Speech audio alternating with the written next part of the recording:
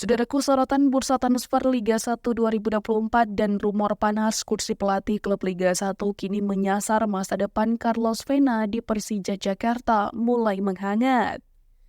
Kiprah Persija Jakarta di kompetisi Liga 1 2024-2025 dapat dikatakan tak terlalu ciamik, lantaran hanya sukses meraih 2 kali kemenangan, 3 hasil imbang, dan 2 kali kalah.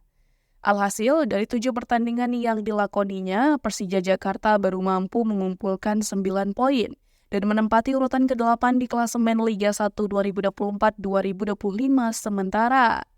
Hal ini pun berimbas pada kiprah Carlos Vena di Persija Jakarta yang mulai panen kritik dan sorotan. Kendati tengah dalam sorotan, manajemen Persija Jakarta dikabarkan tetap akan mempertahankan Carlos Vena hingga akhir putaran pertama Liga 1 2024-2025. Tak hanya soal kiprah pelatih, manajemen Persija Jakarta juga tak menutup kemungkinan mengevaluasi kinerja dari para pemainnya. Diwartakan Tribun Bali sebelumnya, bursa transfer Liga 1 2024 yang menyasar sejumlah pelatih Liga 1 kian memanas. Terbaru, Milomir Seslija resmi dipecat oleh Persis Solo. Kabar di akhirnya kerjasama Milomir Seslija oleh Persis Solo diketahui pada Selasa 8 Oktober 2024 malam.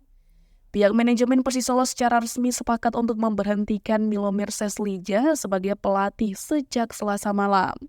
Upaya ini ditempuh oleh Persis Solo merespon atas sejumlah hasil buruk yang dicatatkan Laskar Sambernyawa sejak bergulirnya kompetisi Liga 1 2024-2025. Keputusan ini juga ditempuh untuk mendapatkan suasana baru demi kembali mendapatkan hasil positif di Liga 1.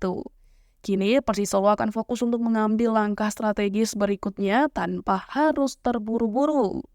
Persis Solo saat ini telah menunjuk Yogi Nugraha sebagai caretaker atau pelatih sementara menggantikan Milomir Seslija.